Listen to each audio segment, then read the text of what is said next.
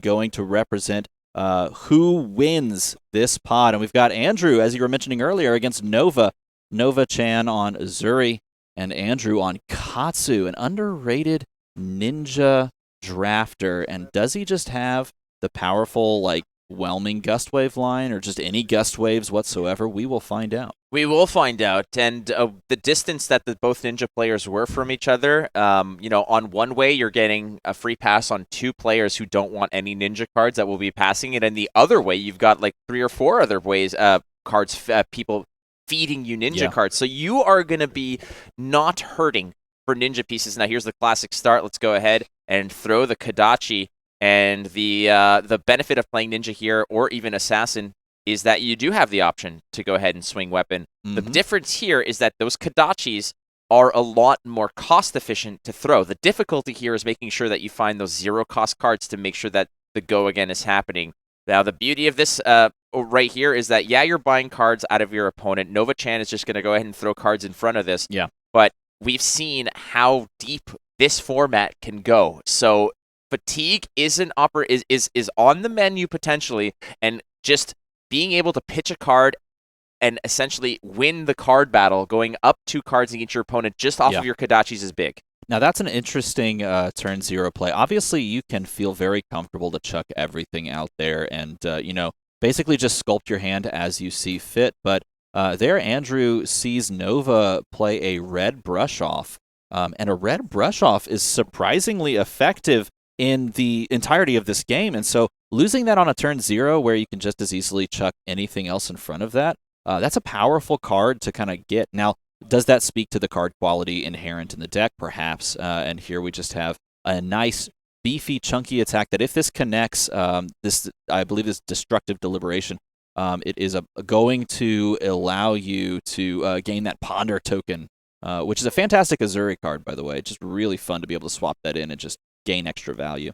It's a good added benefit here if you're basically playing that to close out a combat chain, but it looks like Nova-chan here got potentially stuck with all reds. Yeah, all reds. Mm-hmm. Couldn't actually throw something like a dagger to open up the chain, where that card now becomes a little bit more dangerous, where the Ponder token would essentially fill the void of the arsenal that you would otherwise leave bare. So in this case, Andrew saying, yeah, that's fine. It's 5 damage. You're not getting any advantage here. You might have the advantage of choice of what goes into the arsenal, but ultimately, in terms of card advantage, you're not gaining 1 up on me. And normally you want to have, going second, of course, you want to have more of a powerful turn because you're able to sculpt your hand, pick what cards you want to keep, and unfortunately, it looks like you did not draw into any stealth attacks even.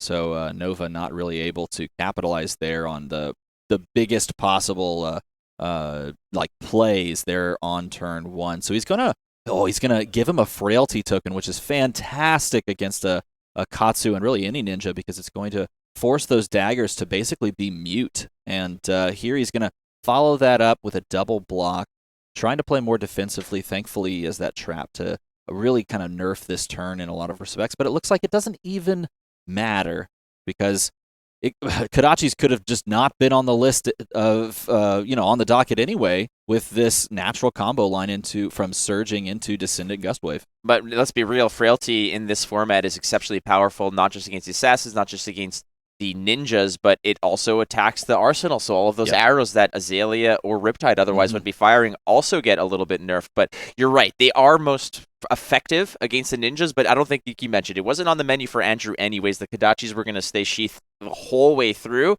and we're continuing onward here against the standard Uzuri play. Let's just throw us a little common little stealth attack at you and see how you respond to this. What is the little extra spice? You look at Nova staring him down, saying, who's blinking here, buddy? Do I have it or do I not? This is one of the really awesome things that Uzuri can do in this format, is be effective at blocking. Blocking from Arsenal there with the trap, and then blocking 2 cards from hand, keeping a 2-card hand, and then just saying, okay, well, here's Infect. I can swap it in, and I could be representing somewhere upwards of 6 damage. And it looks like we're representing just 4 this time, and the Ponder creation, but it's guaranteed to give you a card.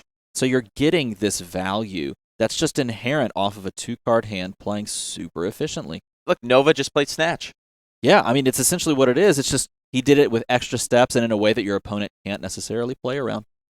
All right, so the card he picks up is just going to go ahead again, like, yeah, snatch on the board. That's essentially what happened over there, where you play a card for free, you switch it up, it does 4 damage and allows you to draw a card. So Nova, finding ways to bring Welcome to Wraith into the Outsiders, says, hey, Katsu, you know this card very well, so I'm going to try to make it happen in a different way. Andrew now down to 11, but starting it off, this is a red Surging Strike. It's a 5 go again. This is the first chapter of a pretty nasty story that Andrew's trying to tell here, as this is typically followed by either, in this format, it's going to be Descendant Gustwave, which would basically spell a nasty turn for Nova to digest. Yeah, if you can line up Descendant Gustwave and then follow that up with something like a Bonds, and this is a good full block out because it also keeps the Katsu player from going and doing the Katsu trigger, but it doesn't even matter because he has the natural combo line in hand.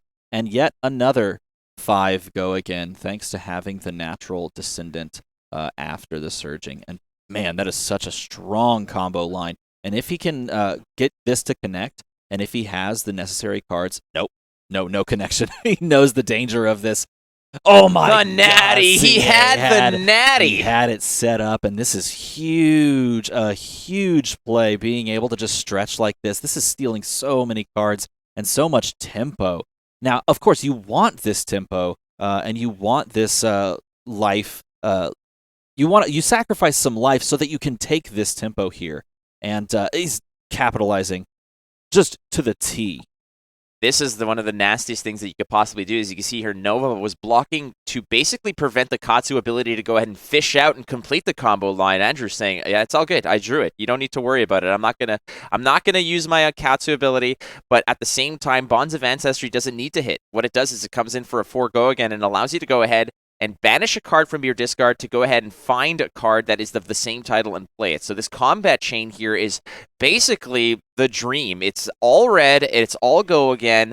Andrew found it, and you could see why he took so much damage in the early game or in the previous turn, because this is what he wants to do. So look at this. It's 5, 5, 4, and 4. That is an 18-point swing over here, and Nova has basically already donated the majority of his hand to the cause here to stay alive, but Andrew has turned the tide on this turn, done the work. The question here is, does Andrew have a suitable follow-up? 18 damage is absolutely exquisite for him on this turn, but he has to follow this up. If that's all the gas he has here, then Nova can easily turn the corner. Well, but this is exactly what you want to do from Andrew's side of things, is line up a natural combo that your opponent can't really play around, because we saw Nova tried to play around that by double blocking and then following that up with another double block to keep that, and you're able to set around that in a huge way. Now, this is a great response from the Arsenal. It's cut down to size, because it really begs the question, okay,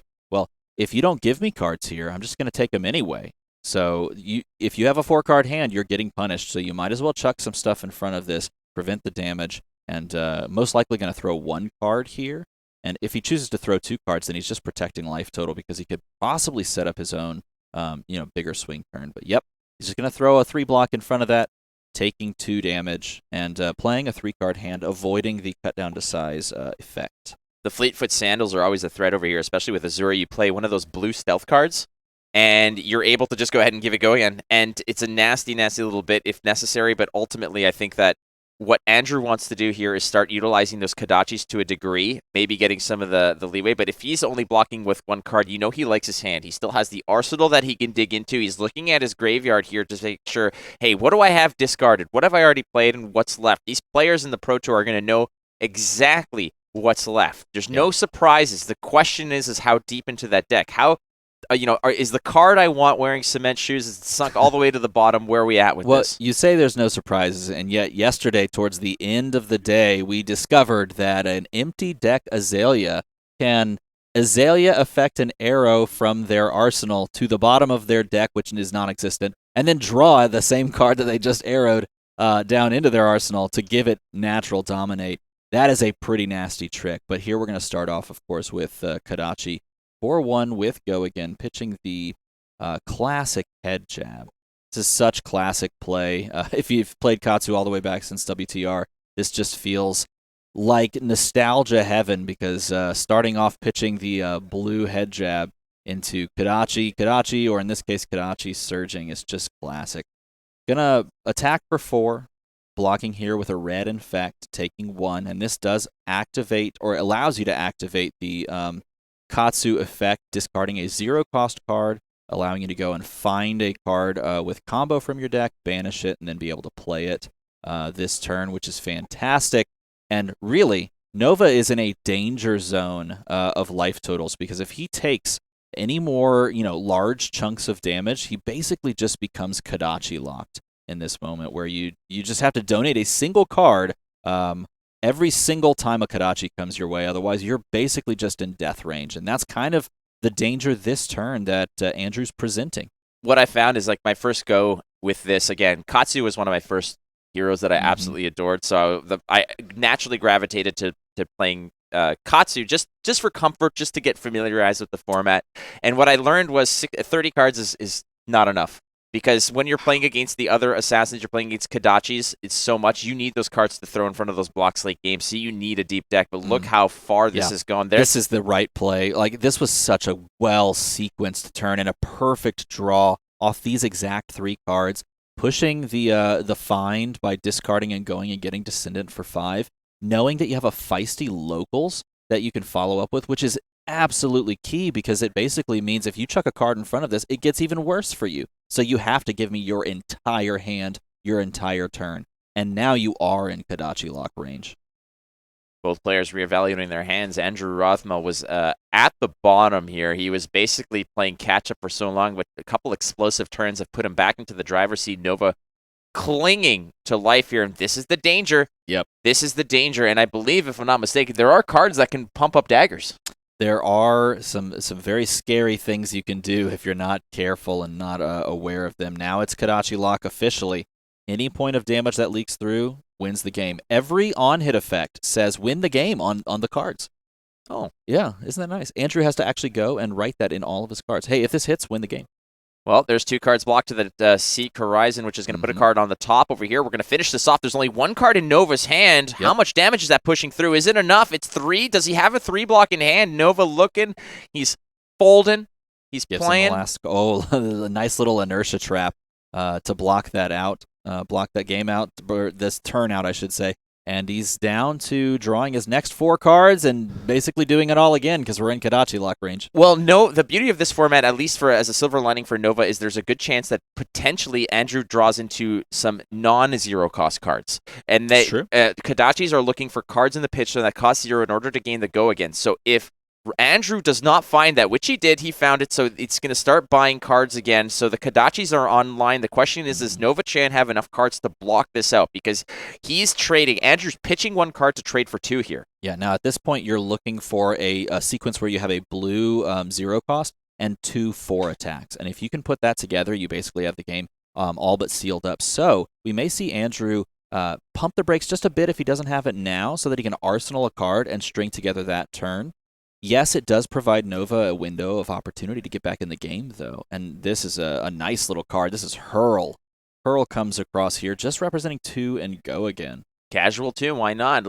Oh, no. He's going to do it. That's all she wrote, ladies and gentlemen. Andrew Rothermel takes an early beating to turn the corner and really go full throttle on Nova Chan. That game is wrapped up